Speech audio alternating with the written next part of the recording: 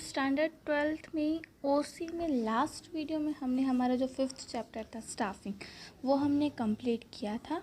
आज के इस वीडियो में हम हमारा जो 6th चैप्टर जो है जिसे हम डायरेक्टिंग कहते हैं वो हम स्टार्ट करने वाले हैं। So let's get start. Management functions include planning, organizing, staffing and controlling, but implementation of decisions taken by the done by direction only. अब मैनेजमेंट फंक्शंस में कौन से फंक्शंस इंक्लूड होते हैं? प्लानिंग है, ऑर्गेनाइजिंग है, स्टाफिंग है, कंट्रोल है, ये सारी चीज़ें। बट अगर हमें ये सारी चीज़ों को प्रॉपर इम्प्लीमेंट करना है तो वो इम्प्लीमेंटेशन हम किस तरह से करते हैं? अगर हमें प्रॉपर गाइडेंस मतलब कि प्रॉपर डायरेक्शन अगर हमें मिले तभी। Decisions taken as per planning and organization are implemented by the direction. The function of direction is to get assigned work from the employee. अब यहाँ पे हम प्लानिंग करते हैं, फिर ऑर्गेनाइजेशन स्ट्रक्चर हम बनाते हैं उसके अकॉर्डिंग। फिर उसके बाद अगर हमें प्रॉपर काम करना है तो वो किस तरह से कर सकते हैं कि डायरेक्शन के थ्रू। कि डायरेक्शन का मीनिंग क्या हुआ कि हम वर्कर्स के पास से हम काम ले और किस तरह से प्रॉपर अच्छे तरीके से काम ले वो। Without cooperation of people, achievement of business objective is not possible.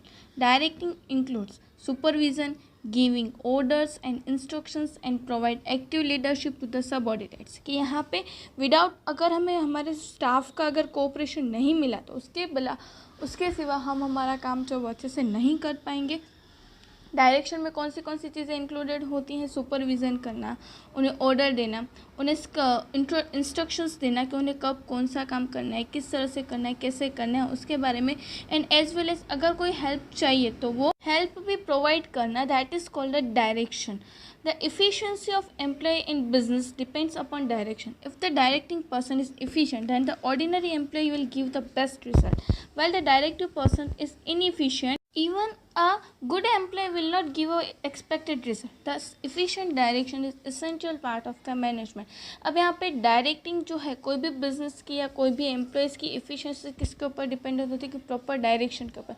अगर डायरेक्शन पर्सन जो है, if directing person is efficient अच्छा है तो वो कोई भी वीक एम्प्लॉय या ऑर्डिनरी एम्प्लॉय भी अच्छा परफॉर्म कर सकता है और बिज़नेस को और भी ज़्यादा प्रोडक्शन प्रोवाइड कर सकता है। बट अगर डायरेक्टिंग पर्सन इफ़िशिएंट नहीं है, मतलब कि वो प्रॉपर उसके पास लीडरशिप स्किल्स नहीं है, तो वो कितने भी अच्छे एम्प्लॉयज़ होंगे वो भी उनका एक्सपेक्टेड रिजल्ट जो है वो नहीं दे पाएंगे। इसलिए डायरेक्शन एक हमारे मैनेजमेंट के लिए इफ़िशिएंट पार्ट है। Function of directing and providing guidance to the business unit is like making a strategy for the war. अब यहाँ पे मैनेजमेंट का फंक्शन क्या है? डायरेक्शन का फंक्शन क्या है? कि जो हम गाइडेंस प्रोवाइड करते हैं और डायरेक्शन देते हैं वो बिज़नेस के लिए क्या है कि अगर हमें कोई भी वॉर होता है तो कैसे हम स्ट्रेटेजी प्लान करते हैं। इसी तरह से डायरेक्शन का काम क्या है कि हमें किस तरह से काम करना है, कैसे काम करना है, कौन से टाइम पे करना है, ये सारी चीज़ों के बारे में प्रॉपर गाइडेंस देना। It includes tools, material, and use of manpower. The point at which special efforts are to be concentrate. The matter of complexity of economy and continuity of business should be considered. अब यहाँ पे main material, labours हो, main power हो, सारी चीज़ों को किस तरह से हमें मैक्सिमम यूज़ करना है और उसके साथ साथ कौन सी चीज़ की हमें ज़रूरत पड़ने वाली है, कौन सी अगर कॉम्प्लेक्सिटी अगर हमारे इकोनॉमी में आ जाती है, हमारे बिजनेस को किस तरह से कंटिन्यू रखना है, अगर कोई प्रॉब्लम आती है तो प्रॉब्लम का किस तरह से सॉल्यूशन लेके आना चाहिए, ये सारी चीज़ें जो है वो किस में इंक्लूड होती है? डायरेक्शन में। Whereas it includes moral and formal responsibility of giving orders. कि हमें फॉर्मल रिस्पॉन्सिबिलिटीज़ के हम वर्कर्स को हम जो है वो ऑर्डर देते हैं, किस तरह से हम काम करते हैं, किस तरह से हमें उन्हें रिस्पॉन्सिबिलिटीज़ देते हैं, ये सारी चीज़ें भी कहाँ पे इंक्लूडेड होती हैं? हमारी डायरेक्शन में। तो इसके ऊपर से आपको पता तो चला होगा कि डायरेक्शन कितना इम्पोर्टेंट है। अब हम उसकी मीनिंग देख लेते हैं कि किस डायरेक्शन का प्रॉपर मीनिंग क्या दिया हुआ है हमें। In general terms direction means to guide the worker, make them aware of the work, supervise them and maintain their enthusiasm for the work। अब डायरेक्शन का मीनिंग अगर जनरल सेंस में हम देखने चाहिए तो क्या होगा कि हमें वर्कर्स को गाइड करना, उन्हें वर्क के रिलेटेड उन्हें अवेयर करना, उन्हें सुपरवाइज करना, उन्हें गाइडेंस प्रोवाइड करना और उनका एंथुजियाज्म मतलब कि उन्हें मोटिवेट करना ताकि वो ज़्यादा से ज़्यादा अच्छे से वो काम कर सकें। Guidance given to the worker for the accomplishment of objective is direction. मतलब कि हम वर्कर्स को काम करने के लिए जो गाइडेंस प्रोवाइड करते हैं that is called a direction. According to the Koontz and O'Donnell, direction is a executive plan of guiding and observing subordinates. अब अकॉर्डिंग टू द यहाँ पे जो हमें मैनेजमेंट पर्सन्स जो हैं उनके जो एक डेफिनेशन हमें दी गई है नोट्स एंड ओडोनल की, तो उनके अकॉर्डिंग डायरेक्शन का मीनिंग क्या है कि एक एग्जीक्यूटिव फंक्शन है कि हमें गाइडेंस प्रोवाइड करते हैं और ऑब्जर्व करते हैं कि हम जो सबऑर्डिनेट्स के जो वर्कर्स उन्हें हम गाइडेंस भी प्रोवाइड करते हैं और उनके वर्क को हम ऑब्जर्व भी करते हैं। That is called the direction. Direction is that function of management which gives order and supervises the subordinates for the accomplishment of predetermined objectives। अब डायरेक्शन का मीनिंग क्या हो कि हम ऑर्डर्स देते कि ऑर्डर्स जो है वो ऑर्डर देना और सुपरवाइज करना किसके लिए कि जो हमने डिसाइड्स किया ऑब्जेक्टिव डिसाइड्स किया उनको किस तरह से अचीव करना, उसके लिए हम गाइडेंस भी प्रोवाइड करते हैं, उन्हें ऑर्डर भी देते हैं और उन्हें सुपरवाइज भी करते हैं। That is called the direction. आपको उसके मीनिंग के ऊपर से थोड़े उसके कैरेक्टरिस्टिक्स के बारे में ख्याल तो आ ही गया होगा कि कौन से कैरेक्टरिस्टिक्स जो हैं वो डायरेक्टिंग में होते हैं। बट अब हम उसके कैरेक्टरिस्टिक्स देख लेते हैं। First is goal oriented activity. The purpose of directing is to guide and motivate the employees which leads to achievement of business objectives. Thus the direction is goal oriented activity। अब direction का meaning क्या है कि हम workers को guidance दें, motivate करें workers को कि हमारे जो गोल्स है उसे हम इजीली अचीव कर सकें, इसलिए डायरेक्शन क्या है गोल ओरिएंटेड हमारे लिए एक्टिविटी है। इसके बाद का सेकंड कैरेक्टरिस्टिक्स है function at every level of management. Direction is the function of management at all levels. Top level managers direct departmental officers regarding targets, policies and administrative matter. In the same manner the bottom level supervisors give orders and instructions to the foremen and jobbers, while jobbers and foremen direct the workers are working under the control. Thus the direction moves from the top level to bottom level of management। अब यहाँ पे direction ऐसा नहीं खाली bottom level पे ही होता है but सारे लेवल्स के ऊपर इक्वली डायरेक्शन की जो प्रोसेस है वो चलती होती है, क्योंकि जो टॉप लेवल मैनेजर्स होते हैं वो क्या करते हैं डिपार्टमेंटल ऑफिसर्स को पॉलिसीज के रिलेटेड टारगेट्स के रिलेटेड उन्हें गाइडेंस देते हैं। इत द सेम मैनर्स जो है middle level management bottom level को जो है गाइडेंस प्रोवाइड करते हैं। Then after bottom level management जो है वो सुपरवाइजर्स जो है उसे ऑर्डर देते हैं, इंस्ट्रक्शंस देते हैं वो फॉरमैन को, और फॉरमैन्स जो होते हैं वो वर्कर्स को गाइडेंस देते हैं कि किस तरह से उन्हें टारगेट्स अचीव करने हैं उसके रिलेटेड। फिर third characteristics is continuous process. As long as business activities will continue, the function of direction will also continue. Direction is provided to the employee regarding the functions, procedure and interpretation of policies. Thus the direction is a continuous process।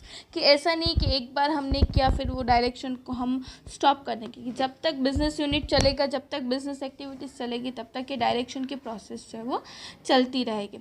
Observations of function.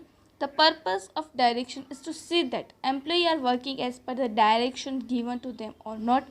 Direction is not merely the process of guiding and giving orders, but it is a process of observing whether work is done as per the order और instruction और नोस। अब यहाँ पे purpose क्या होता है direction का कि हम ऑब्जर्व करते कि जो हम गाइडेंस प्रोवाइड कर रहे हैं उस गाइडेंस के अकॉर्डिंग एम्प्लॉय काम कर रहे हैं कि नहीं कर रहे हैं, उन्हें ऑर्डर देना, उन्हें गाइड करना और किस तरह से हमें इंस्ट्रक्शंस देने की ताकि जो वर्कर्स हैं उनका मोरल भी डाउन ना हो और वो और भी ज़्यादा अच्छे से काम कर सकें। Fifth point is wider scope. Scope of direction is wider. It is not merely guiding and advising to the employee, but the manager has to provide understanding of decisions and to put the effort for this implementation। अब यहाँ पे direction का meaning खाली ये नहीं है कि हमने खाली उससे डायरेक्ट कर दिया या ऑर्डर दे दिया, बट जो मैनेजर्स हैं उन्हें एफर्ट्स डालने पड़ते हैं कि वो हमारे बिजनेस में जो भी एम्प्लॉयज़ हैं कि उन्हें हम ज़्यादा से ज़्यादा प्रोडक्शन कर सकें, उस प्रोडक्शन के लिए उन्हें हम मोटिवेट करते हैं। That is called a direction. Sixth point is communication. Effective communication is a precondition to give order and guidance to the employee in direction. If the communication process is not effective, it is difficult to give right decisions at the right employee at the right time. अब यहाँ पे communication process जो है वो effective होनी चाहिए, क्योंकि हमें ऑर्डर्स जो दे रहे हैं वो orders and guidance proper time पे सही जगह पे सही पर्सन्स को देने चाहिए। अगर कम्युनिकेशन प्रोसेस सही नहीं होगा तो हम सही जगह पे सही वर्कर्स को हम गाइडेंस नहीं दे पाएंगे। Seventh point is motivation. It is necessary to motivate the employee in order to extract the best effort from them. Higher authority give a personal guidance to motivate the employees. Such a guidance solve the problem of any doubts of employees, generate faith in them, therefore they motivate to do better the work. अब यहाँ पे क्या होगा कि motivation ज़रूरी होता है कोई भी वर्कर्स के लिए, कि ऐसा नहीं कि हम खाली उनके पास से काम ही करें, बट उन्हें उनके काम की सराहना करनी चाहिए, उन्हें मोटिवेट करना चाहिए ताकि वो और भी ज़्यादा अच्छे से काम कर सकें. Flow of direction. Direction is a downward process. It always moves from top to bottom level. Top level management give guidance to manager of middle level, and middle level management directs the worker of bottom level. अब यहाँ पे क्या होता है, top to bottom downward जाता है, क्योंकि सबसे पहले टॉप लेवल जो है वो मिडल लेवल को गाइडेंस प्रोवाइड करते हैं रिगार्डिंग द जो टारगेट्स होते हैं उसके लिए, एंड मिडल लेवल जो है वो मिडल लेवल बॉटम लेवल को डायरेक्ट करते हैं कि किस तरह से हमें हमारे टारगेट्स को अचीव करना है. Last is managerial function. Direction is a part of managerial management like various other functions such as planning, organizing, controlling, coordinating, communication, etcetera. जैसे हमारे मैनेजरियल फंक्शंस दिए गए planning, organizing, staffing, coordinating, communication and controlling, इसी तरह से managerial function direction भी हमारे management का एक फंक्शन है जिसके थ्रू हम हमारे जो वर्कर्स हैं उनके पास से मैक्सिमम और इफ़िशेंटली हम काम करवा सकते हैं. आज के इस वीडियो में हमने देखा कि किस तरह से हम वर्कर्स को गाइडेंस देते हैं ताकि वो और भी ज़्यादा अच्छे से काम कर सकें. आज के इस वीडियो में हमने डायरेक्शन के बारे में देखा, उसके कैरेक्टरिस्टिक्स के बारे में देखा. इन द नेक्स्ट वीडियो हम उसके इम्पोर्टेंस क्या है कोई भी बिजनेस में उसके बारे में करेंगे. Thank you.